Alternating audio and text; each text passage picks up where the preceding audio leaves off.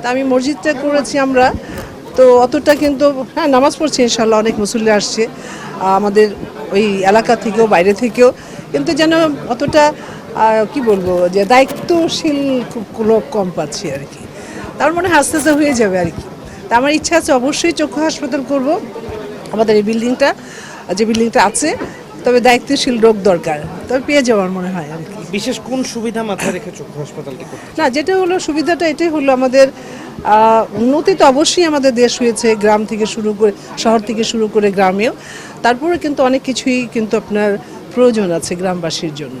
যেমন আমার আগেও বলেছি এখনও বলছি, আমার নানা বাড়ি গোয়ালন্দ আর আমার বাবার বাড়ি রাজবাড়ি, তা গোয়ালন্দ রাজবাড়ি, তো গোয়ালন্দটাই আমার মানে শৈশবকালটা বেশি কেটেছে। তা আমি মনে করি যে আবার এলাকার বাসীর জন্য কিন্তু প্রয়োজন আছে, যেমন কোনো ডাক্তার কাছে যেতে হলে যেতে হয় ফরিদপুরে, যেতে হয় রাজবাড়ি, যেতে হয়। গলন্দতে ওরকমভাবে আপনার হাসপাতাল আছে কিন্তু বাট অতটা অ্যাক্টিভ না। তাই আমি মনে করি যে আমার এই এলাকায় যদি একটা হাসপাতাল করি, বিশেষ করে আপনার চোখের যে প্রবলেমগুলো হয় একটু বয়স হয়ে গেলে, বিশেষ করে আমাদের দাদি মা খালা যেমন ছিলেন আর এরকম আছে বয়োজ্যেষ্ঠ যারা, ওনাদের জন্য সুবিধা হয় আর কি।